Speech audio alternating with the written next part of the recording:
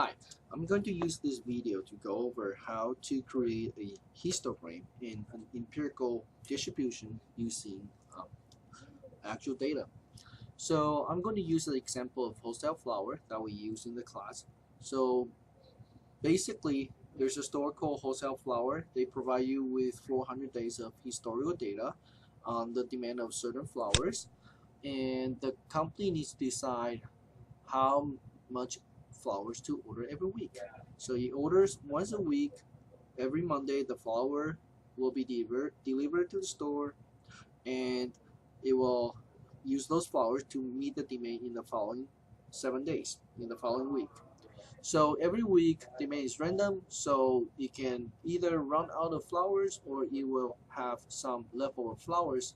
And if there's any leftover flours, they just discard them at no cost. Okay, so now here is the demand.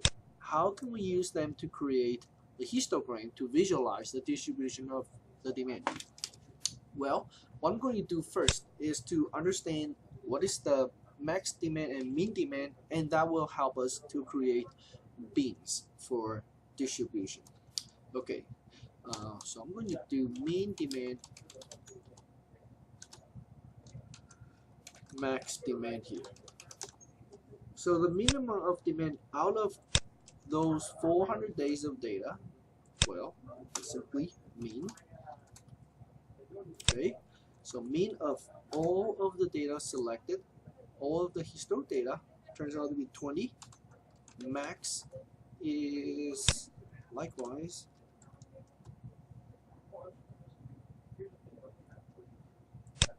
okay. So the minimum demand is 20, maximum demand is 112. So I'm going to create a histogram. So basically, I'm going to categorize those demand into different categories. So let's say I'm going to categorize them into 12 categories. So 12 is not any magical number, it's just a number I choose as an illustration. Okay, so these are the 12 buckets or bins I will have for the demand. So every demand will fall into one of the bins. Every bin represents a range of demand. Let's say in the first bin, I'm going to capture the demand that is anywhere between 0 to 10. Okay, so I'll create a label.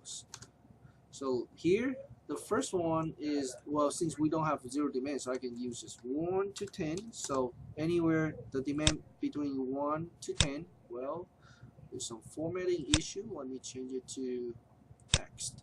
Okay, 1 to 10. The second one, bucket, let's say I want to capture the demand between 11 to 20. And then next one, let's say 21 to 30, so on and so forth.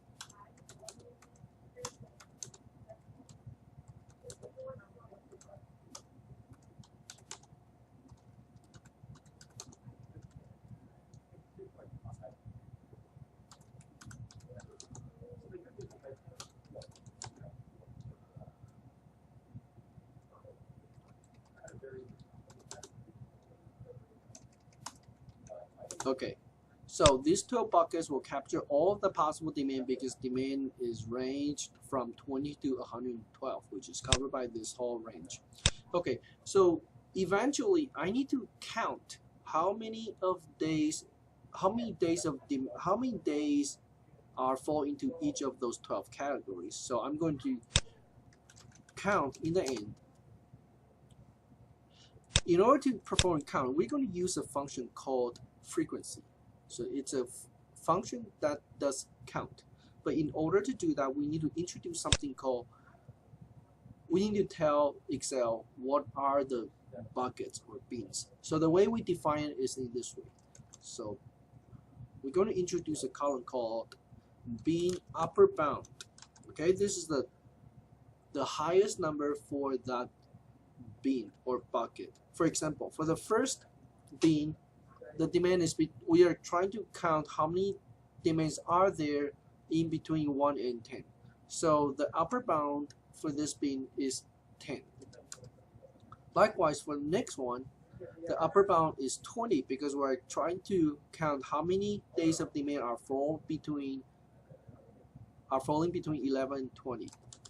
Okay, so you can easily see that bin upper bound is separated by 10 for every bucket, so we can conveniently just do this, equal to this plus 10. Okay, so I can save my time. Okay, then next I can do count. So here's a very important step. Okay, you need to follow me carefully. First, please select all of the cells that you want the count to be stored. I select those 12 cells because I want Excel to count how many days of demand I fall into those 12 bins, and I want Excel to store those 12 counting numbers in those cells. That's the first step. Second, now move to here. We need to start to enter the formula. So equal to frequency. The function we're going to use is called frequency. Parenthesis. First input is data array. That is simply the data you wanted to count. So that will be all of the demand data, the 400 demand data, comma. Second input is bins array. Okay, that is an array that stores the bin upper bound.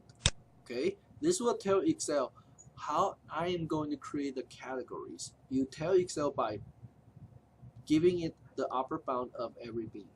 Okay, that's it. Close with right parenthesis. Now here's another key part. Do not hit enter. Okay, do not hit enter. What you should do now is press Control, Shift, and Enter. Then you will see the result coming up. Remember, you need to hit Control and then Shift and then Enter. Okay, do not release Control and Shift when you hit Enter. Okay, so you will see that there's a little bracket over there. That means this is an array. You cannot change anything in any single cell over here. You need to delete the entire area to change anything. Alright, so we now have the count. So it says that, well, there's 0 days that has demand between 1 and 10. Well, we know that. There's only 1 days with a demand between 11 and 20, so on and so forth. Now, we can draw a histogram based on this to visualize the distribution of demand. So how do we do that? Well, we can just select the count, insert, okay, just bar chart. Okay, we can change the labeling. Okay, right click, go to select data, add it, just select all of the labels here. Okay, that's it. Okay, so just change the title.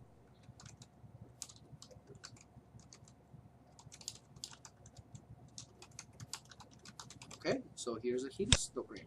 So it appears that the distribution of demand per day is kind of normally distributed. Okay, so that's the first step. We generate the histogram of demand to visualize what happens in the past.